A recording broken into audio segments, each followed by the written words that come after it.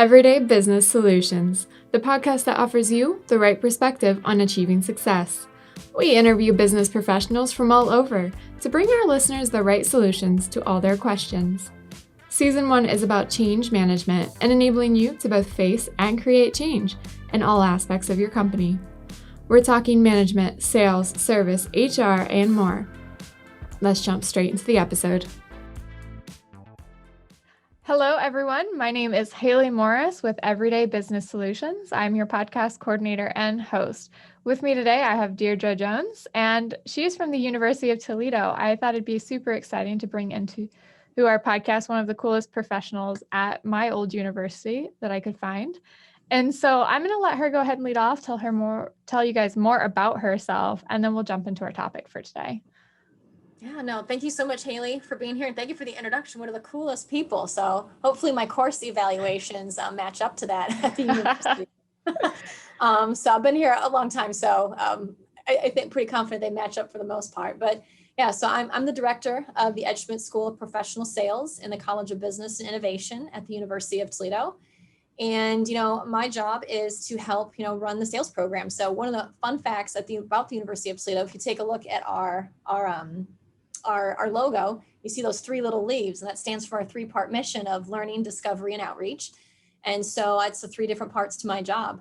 First part is about creating knowledge, making sure that the faculty have the tools and everything that they need to properly do their research, because that knowledge creation is what we infuse into our shaping people, which is the education and how we train our students and also do training and consulting with the business community. And then making connections, it's about helping our students to make connections with each other, also members of the business community and our alumni base, because at the end of the day, between the creating knowledge, shaping people, making connections, we're all about transforming the profession of sales. So, and in the middle of all of that, I got to raise money because our sales program, we are 100% externally funded. So, and without the time, talent, and treasure of our business partner community, that makes everything that we do possible. So just excited to be here. Thank you. And that's a lot. That's really cool. I didn't know that about the 3 leaves. Spent 5 years at UT and did not know that. Yeah. So it's one of those things I wish they would explain to people a little bit more. There's meaning behind the logo. Mm-hmm. I wonder if they told us during our orientation way back then, but I doubt I retained any of it. Could have been. So I just know I won a t-shirt that day. It was a good day. It was a good day. And then they made me, you had to do a pickup line to get your school ID with, at least when I did it. And I was like, I got nothing. So somebody was feeding me a pickup line off to the side. It was kind of funny. Right. All right. So I brought Deirdre on today because I wanted to talk about sort of this environment we have right now is a very uncertain and chaotic, crazy environment. And in fact, it's been several months since it started, and we would think we'd have answers, but we don't. There's rumors about certain things like vaccines coming out and how schools will be transitioning into winter and spring, but nobody has any idea of what that'll actually be. In fact, I think the last whisper about the elementary and high schools was that they might all be transitioning to remote or more of the hybrid for those that hadn't been before. I haven't heard as much on the college level because we have a little one in my house. But obviously, it's a little up in the air right now. And with things being up in the air around us, it means a lot of uncertainty internally. And how we deal with these uncertain situations varies from person to person. So I want to be able to talk about how you can actually start to prepare yourself for uncertain situations at work and at home, and why actually we tend to freeze instead of doing something in those situations. So to start off, I want to ask you, Deirdre, what has been the response since COVID started back in March? What was the response from those around you? So the students, the faculty, and the other professionals that you work with? Yeah, no, great question. So it's one of the unique things about the position that I'm in is I have touch points with the students, the alums, the business community, and then also even with my own family. Just as a side note, my husband and I, we have been, married for 18 years. We've been together for well over 22, 23 years we've been together.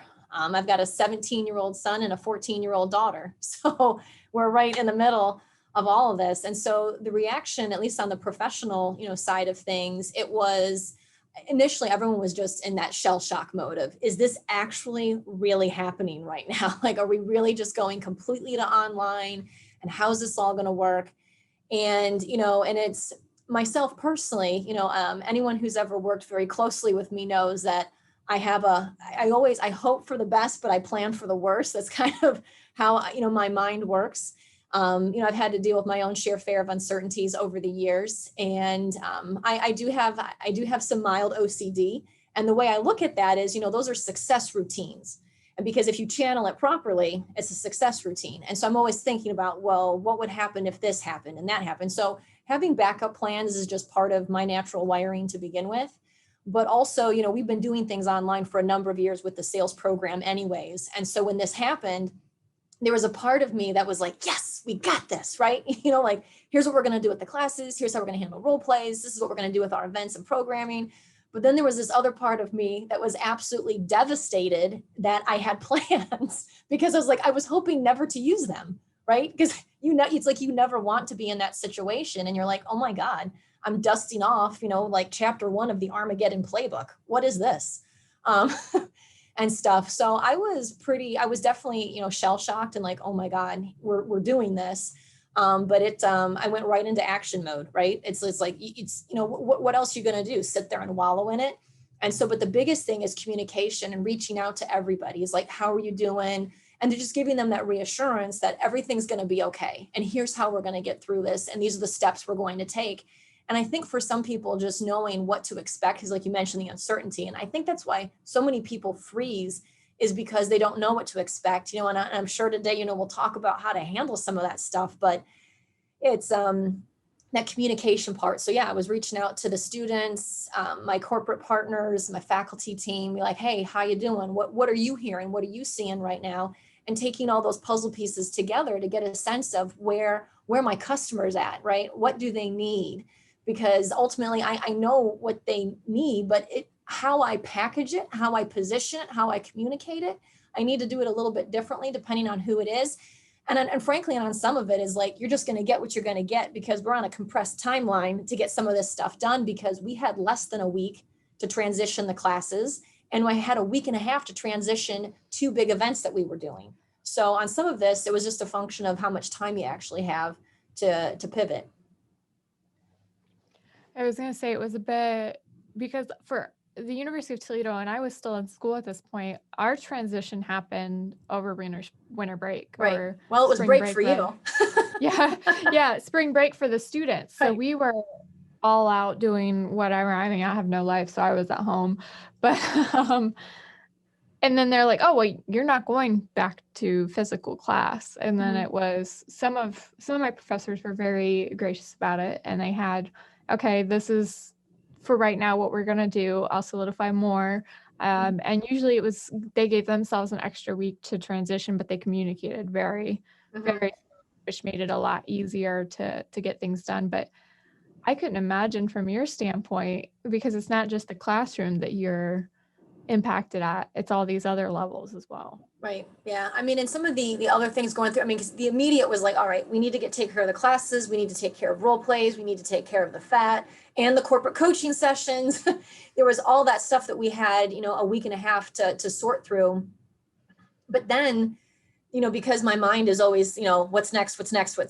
I'm sitting here thinking, what's going to happen with, my students and their summer internships? What's going to happen with the ones that were graduating this May and their jobs are going to start, and how are we going to handle graduation? And I know graduation is not even for a while. And then you start to think through what's the domino effect on all of this stuff. And because I know that's what's going through my customer's head, that's what, that student is worried about. And it's like, yeah, I'm trying to get the student through. You got your role play next week. We got the FET coming up, right? But the other thing that's going through their head is, that's great, Deirdre, but I'm still wondering what's happening with my internship this summer, or what's going to happen with my full-time job placement, or even the ones that didn't graduate for another year. I knew what was going to go through their head. And same with the companies I was dealing with. Some companies, they decided to, still do their internships for the most part as is. Others, they pivoted their internships and made like a modified version. Maybe it was shorter, maybe there was more online or all online, or it turned into more of like a remote project versus a hands-on, let's get in with the customer sort of a situation. And then there were others, frankly, they threw their hands up and they said, I'm tapping out. We're just going to have to cancel the internship this summer. And there were a variety of reasons why some of them threw their hands up. And maybe I shouldn't have said throw their hands up, because some of them it was a let's throw our hands up. And in other cases, based on how they went to market and how they interacted with their customers, there really weren't any other viable options at that particular stage of the game. Because, I know myself and our corporate partners and the other organizations we deal with, we were so appreciative and thankful for how well our students handled this situation, because whether their internship was canceled, rescheduled, modified, or continued as is, or even with some modifications, the students were very understanding about what was going on. And they knew that, well, every organization is different, and how every organization handles their sales force and how that sales force interacts with the customer, there's differences. And so some organizations, just by nature of how they go to business, were in a better position to handle it. And in other cases, seeing the pivots that the different organizations we partner with, what they had to do, because that was part of my outreach throughout the rest of the spring, throughout the summer, is talk to me about how your business is doing and how's your sales team doing? How are you onboarding? How are you training? How are you coaching? And asking those questions, and then just listening to what they were doing. There were so many inspirational stories and things that happened over the course of the spring and the summer. And the thing is, we were all dealing with that uncertainty, right? And what's going to happen and what do we do? But people were focusing on, what can I do? Because if you start to think about the things you can't do and the things you don't have and the things outside your control, that's where you're going to drive yourself mad and get really depressed. And here's the thing, if you can't control it, you can't control it, right? Focus on what you can control. And when there's information that you don't know, identify it, reconcile yourself with it, and then figure out how you're going to get those pieces of information. But it was so cool. Seeing, our partners, we've got alums in the fire safety division over with Hilti, and, seeing how they were taking their fire stop sleeve. And normally you would use it, for fire safety reasons in a building. And then all of a sudden they discover, and they're pivoting, and they're helping healthcare, because you can use that same airtight sleeve to send tubing and electrical wires through, so that you can have a ventilator in the room with the COVID patient. Well, you would have the key part of it in there with the patient, but then the monitoring stuff, you can have all that stuff in the hallway so that the medical professionals can safely monitor that patient. That's innovation. That's resiliency, that's pivoting. And, we saw plenty of other stories like that throughout the course of the spring and summer, of our alums and the businesses that we work with pivoting and making changes. And what's meant to be is meant to be on some level. And it's important that you focus on the things that you can control. I saw some great stuff that talked about that this is a time of becoming, and anything that you're gonna have to lose or pause on, let it happen, because if it was worthwhile and if it was something that you really needed long term, you're going to be in a spot to pick it back up again later. Or if you don't pick it back up again later, that's what was meant to be. Not everything's going to last forever or be with you forever. And there's a grieving process with that, but focus on what you're going to become, because that's where the real growth happens and the real exciting stuff takes place. It's too true though, because I've said it probably more than my listeners care to hear, but we have seen a lot of changes that were already occurring come to pass or start to come into effect a lot more quickly this year.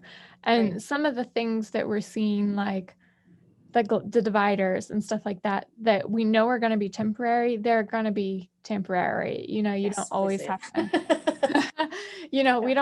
We're not actually to the point where we're living in plastic bubbles and some people Right. are going to Mars. And I hope we don't get to that point in my lifetime, but I'm also a huge fan of following the climate activists right now. So we are where we are. But that it's true, because I know for me, it was picking up things I hadn't done in a while, and writing, and then realizing some other things that I were trying to get into weren't really my taste, because suddenly my priorities were different. And I really had to be intentional about them. And I was lucky. Work didn't stop for me. School didn't stop for me. I still had things going on, but I had to help with other things I hadn't before. My sister was home from school, and she had more sporadic assignments back in the spring, and now she's on a virtual schedule. But she was home. My parents were both home. And, well, one was home, and one was one of 5 people at his job in a really large building. But it was this idea that priorities were shifted, and kind of going off of that, a question I have for you is, how do you prioritize when you have what seems like a million things going on and a huge shift occurs? Like when this happened to you, you had a lot going on. So how do you actually go in and identify priorities in a situation like that? It's so overwhelming. Yeah, it's constant priority reevaluation.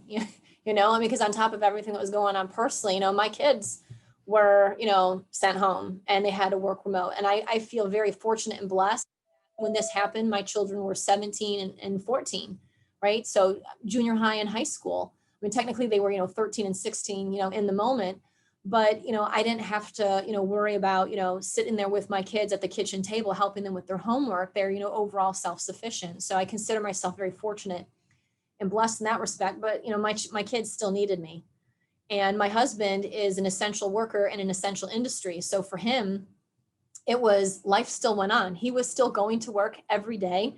Everything was still relatively normal for him, other than the fact that there was a lot less traffic for him to deal with to get back and forth, to work. So it's it is hard. I mean, when it comes to that prioritization, and the thing is, setting priorities, that is part of that's at least part of my everyday, and I have always subscribed to a level of prioritization that can come across to some people as pretty cold-blooded.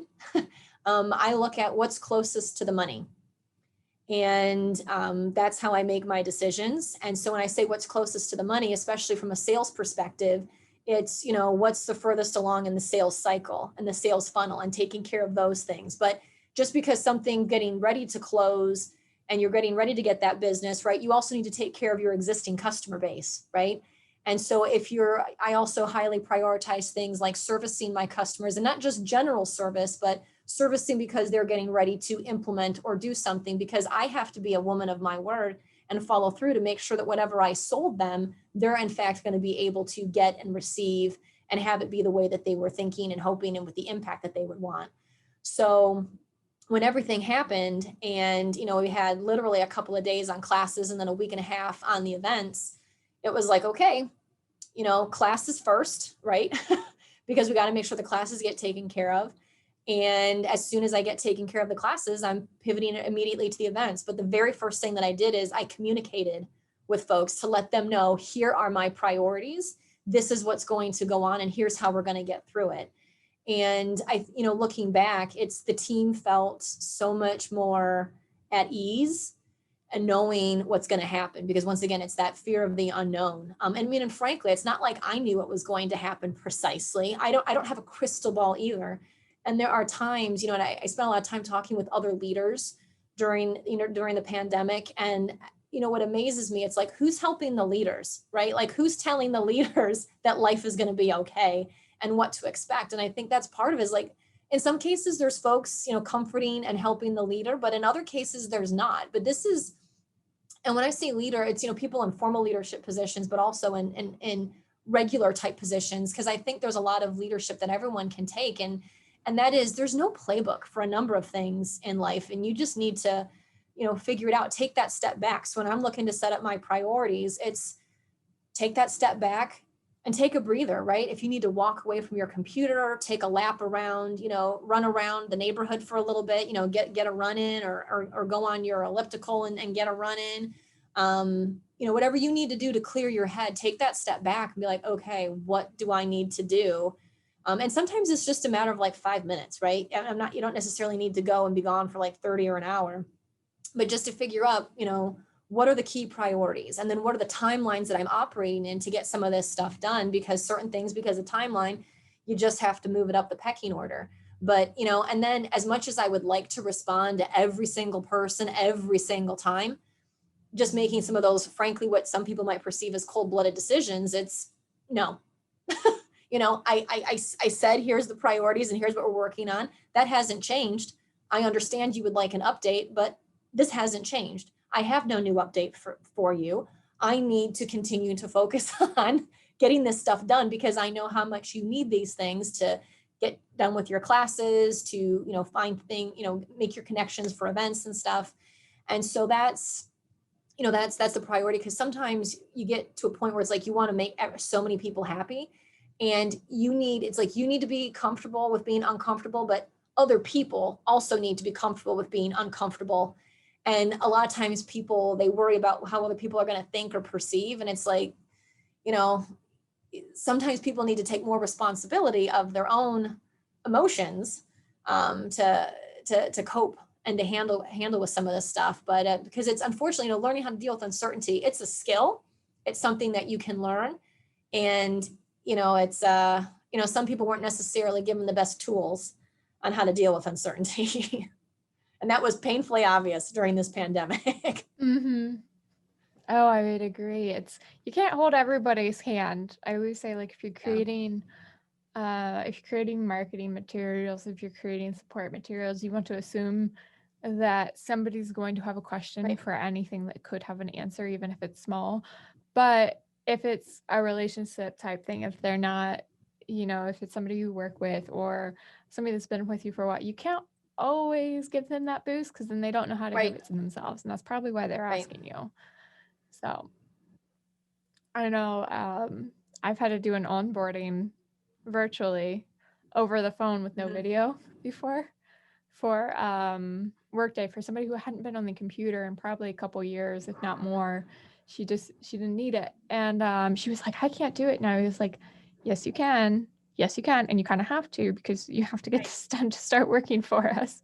But her perk was that she started doing it early because she knew she wasn't as adept at it. And if she had come in person, I would have had to juggle my attention between her and 6 other people.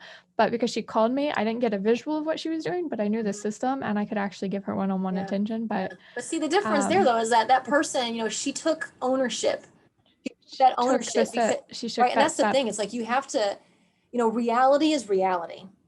And you know, and reality is reality. And if you know that you are not ready, or you're confused about something, or there's a skill set gap or something, acknowledge it, right? Don't pass the buck.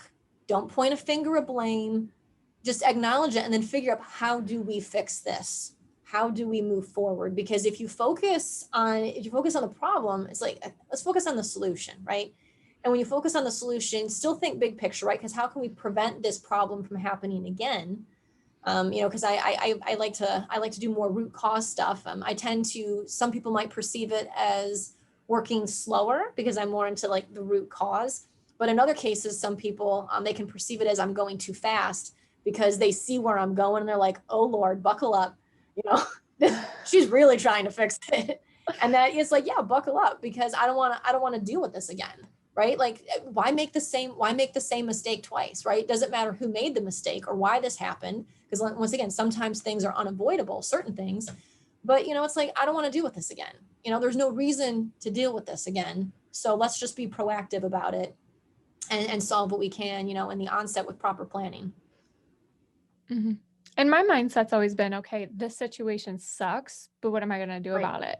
And I think some people, it sucks. Okay, what is somebody going to do about it? Like, they're waiting for it to work itself out. But I've always been a doer. If I don't like something or I want something, I'm a kind of sort of a victim of this generation, and I like instant gratification. But the perk is I go out and get it, or I go out and I change it, or I'm like, you know, it's the same way if you're buying something new for the house. I'm like, oh, that's really cool. What are you going to do with it? You know, like, I've lived in a crowded house before. I don't like living in a crowded, dirty house. My dad thinks otherwise because my room is a little, like, not quite put away sometimes, but it's like 2 minutes away from it at any given time, if not put together. But the thing is, you've got to be a doer, you know, because it's figuring out what needs to happen next. Is usually where a lot of people freeze and get caught up, right? Is, you know, I don't know what to do next. And, you know, it's, you know, there's not playbooks, right? When you're creating marketing materials for something that's a brand new product line or a new vertical market, it doesn't exist yet. There was despite all of my planning on stuff. Yeah, I was ready for a number of things online, but, you know, even I didn't have a pandemic playbook. And so you have to figure it out, take the step back. It's like, okay, I got to figure out how to do this. What's the right way to communicate? And you spend some time, there's value in thinking. And I know there's not enough value people put on the critical thinking process of what's my next step going to be. Like, here's my goal. What are my steps? Well, first off, with your goal, here's my goal. Why is this my goal? What's in it for me? What's in it for my customers and everyone else in my circle and beyond my circle? And then how am I going to get there, right? But just spend that time thinking through it. If this, then that, put the decision tree together, pro, con it, and just think through it, and sometimes, you might, handwrite stuff out or whiteboard it out or get an Excel sheet or a Word document going, right? But the thing is, you need to collect the information, and then you need to bounce the ideas off of people, call, email, text, pop into someone's office. And that's the whole process. That's critical thinking. That's initiative. And when you take control of the situation, because you can take control by organizing your notes, organizing your thoughts, organizing your team and your resources, that makes you confident. That makes you feel less uncertain, because the more knowledge you get and the more resources you realize you have, you start to feel comfortable, you start to feel confident, and things that might have seemed fuzzy or uncertain or a little scary, they're starting to come into focus more. And you're like, oh yeah, I got this. We're going to figure this out. Or I feel like we're so close, because you're taking the initiative. That's the critical thinking. It's so key, because it gets frustrating when someone says, well, just tell me what to do and I'll do it. And it's like, why do you think certain people can lose their jobs or certain things can be outsourced, right? Because if there's already a playbook, then that means it can be automated, and it can be. That's the beauty of humans, right? Is our ability to think critically, and these artificial intelligence and machine learning, it's only as smart as we make it. We're the master. We're telling it what to do, and it's maddening sometimes, because it's like, I'm one of those people, high locus of control, but it's like, just, figure it out, take the step back, and I feel bad for some people, but, I was blessed, my parents were fantastic, great parents, they were both educators. And, and ironically, the K through 12 sector hasn't necessarily done the best job at teaching critical thinking, because unfortunately, sometimes the failure, it's such a controlled failure, right? Like, kids in school are so set up for success that any failure is fleeting, or it's such a minor fail, Mm-hmm. So sometimes you get these students that have this false sense of security and false sense of how good they are. Or they don't know how to really fail or mess up. Or maybe the K through 12 did an okay job, but mom and or dad, or whatever your family unit structure is, you didn't want them to fail. You didn't want them to feel sad or scared. And you initially, you kind of did it from a place of love. But frankly, it's, you love your child more when you let them fail. It's important for them, because that's a life skill. People need to learn how to fail. They need to learn how to deal with uncertainty and navigate that feeling of disappointment, because that's how they're never going to do it again. If you want to keep bailing them out for the rest of their life, and if you had parents that didn't do the best job, and they helicoptered or lawnmowered too much to fix things, and if you were in a K through 12, situation that wasn't the best, I feel bad for you. But there are things, and those of you that are parents, for the love of God, let your kids fail. I let my teenagers, literally, we were talking earlier, he wanted to make garlic bread the way that I make garlic bread, and involves using the broiler. And in my house, I use the dishwasher. I hate hand washing things, right? So we use parchment paper. And I could see it happening. He used, the parchment paper was curled up. He didn't open the oven all the way. He didn't have the rack lowered. I could tell that parchment paper was going to touch the top of the broiler, and it's going to catch on fire. I knew it. Had I trained him the right way to do it? Of course I had. And I was like watching slow motion, but I'm like, okay, I'm just going to stay in the kitchen, because he's probably, we'll see how this happens. And sure enough, pulls it out wrong way, catches on fire, not crazy fire, but enough, there's a good flame going. And he's standing there frozen, and he's looking at me, and I'm looking right back at him. And I'm like, well, why do you think that happened? And he goes, because the way, he's like, just tell me how to fix it. well, how do you think you should fix it? I'm literally having this conversation with my teacher. How do you think you should fix it? He's holding the flaming tray. It is so much better for this to happen now because I can coach him through. I can let him critically think, hey, you're a Boy Scout, right? What happens with fire? What does fire need? And as soon as I said, you're a Boy Scout, he's just like, oh yeah. So he grabbed the hand towel, that was nearby and he covered it. It was done, right? But he figured it out. He solved it. I could have done it, but that would have solved an immediate thing, but it wouldn't have made him realize what he had done wrong. Because I guarantee you, he's never going to make that mistake again. And if you're going to have something like that, better to have it here where I can, at least watch from a distance. And if it comes completely off the rails, I can step in, but at least I know he's not going to catch something on fire when he goes to move out somewhere else down the road. Just let it happen. It's going to be okay, because right now, anything that a kid's going to mess up on while they're still at home with their parents or their family unit, or when they're in the K through 12 sector, anything that they're going to fail on, I shouldn't say anything, the vast majority of things that they're going to fail on, it's not fatal. It's not fatal. It's little stuff. And it might feel like a big thing at the time, but it'll work. It'll be fine. It'll be when I deal with so much end product in my job with students and then the alumni base, I deal with so much end product. It has completely impacted the way I teach. It's completely impacted the way I parent. And when you see it, you realize the importance of letting people fail the right way, taking that step back, and asking questions back to people to say, well, how do you, what are some of the thoughts you have, right? Because nobody wants to spell it out for you, right? You got hired to do that job, so do that job, right? So instead of saying, well, tell me what to do and I'll do it, come up with some ideas, do the background research and the critical thinking stuff I mentioned, and then come up with ideas, right? And then go back to your manager, your boss, your team, your family, and say, hey, I did some thinking, I did some research. Here are some ideas that I have. These are the pros and cons I see. Fundamentally, I'm gravitating towards this as the route we should go. And here's why. What do you think? That is a much different conversation than tell me what to do. And plus, you're going to feel better in the process because you were taking ownership. You did the research. You're feeling more confident because things that initially seemed uncertain and scary, they're not anymore because you took ownership and you took that ownership and initiative to learn more.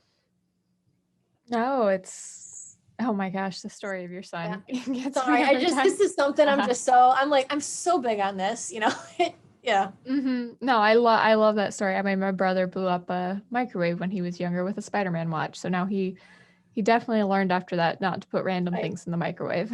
Right. But yeah, and my mom learned to watch her kid when he was alone in the kitchen, because I think he was probably 6 or 7 at that time. Yeah.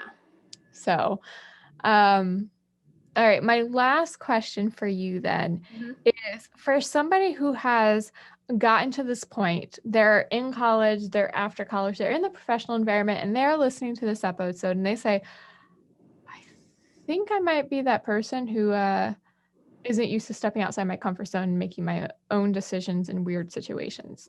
They don't know how to maybe critical think as well as they want. What are some things that they can do to make themselves comfortable with uncomfortable situations, comfortable with acting and being the doer instead of being that follower all the time? Yeah, no, that is a great question. So one of the things that I encourage folks to do is, I call it the Courage Builds Confidence log. I would encourage folks to come up with a goal, right? It could be a professional goal, it could be a personal goal. Point is, have a goal, write it down, right? And, and have it be a SMART goal, right? Specific, measurable, attainable, realistic, and tied to time, right? But then the next thing I want folks to do, is think about, what do I need to do next to get a little bit closer to that goal, right? And even if it's just a little baby step, right? But think about what's going to get you just a little bit outside of your comfort zone to get to that goal. Because sometimes it can feel like you're going to boil the ocean, right? You want that dream job, or you've got a larger weight loss goal, or you've got this massive project at work and you just don't know where to start. Spend that time reflecting, but then pick a starting point, right? And if you completely don't know where to start, step number 1 is find a mentor, right? Find someone who has been through this before, And so part of it, step one might be like, I need to do some background research. I need to go on LinkedIn, or I need to do some Google searches online, or I need to pick up the phone and talk to some people in my personal network or my professional network to find out who can help me, right? And then once you have your list of suspects, so to speak, then you go through and then you come up with, what are the questions I want to ask them? How can I learn more, right? But through this, people might start to realize like, well, I don't want to pick up the phone, or what if people see that I'm creeping on their LinkedIn profile, right? Recognize that you're getting outside your comfort zone with those things. And then just say, this week, or this day, right? Because everyone's operating on different timelines, but at least once a week, get a tiny bit outside of your comfort zone.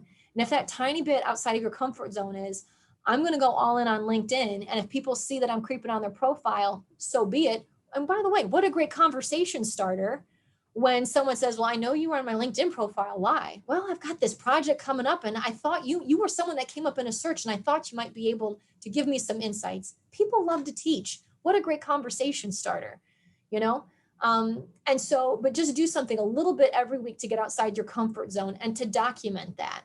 Because the more you critically think through, what are my steps, who do I need to talk to, what am I going to do next, this will slowly start to become more evident to yourself.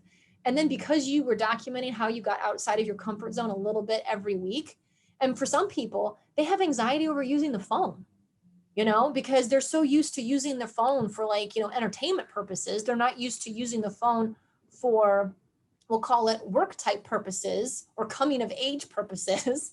And that there's a certain amount of anxiety on that, right? Recognize that, because then over time, you're going to realize, wow, I got outside my comfort zone just a little bit to make myself a little vulnerable for people to see that I was on their LinkedIn, or I used the phone. Man, I did like 5 different exploratory calls this week to learn more about people and their jobs or projects that they were working on, and then, I was asking questions. I kind of felt like maybe it was a dumb question, but once again, I made myself vulnerable by asking a question that, to them might have seemed common sense, but to me, I really didn't know. So I wanted to ask that question because I needed to know what the answer was. And, once you start to see that pattern of yourself over time, you start to get pretty proud of yourself. And you're like, you know what? I am good about getting outside my comfort zone because I learned how to do these things. I pushed myself.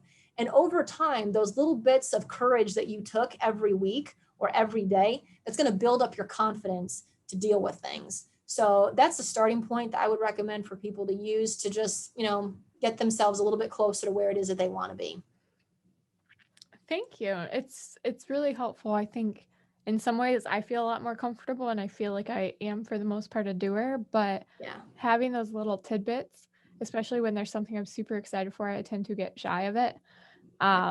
And I am that person who's scared to talk on the phone, even though I love to talk. If it's not scheduled and they don't know I'm calling, I'm like, oh my God. I mean, I've dealt with these things. I've dealt with imposter syndrome myself. I still have imposter syndrome, right?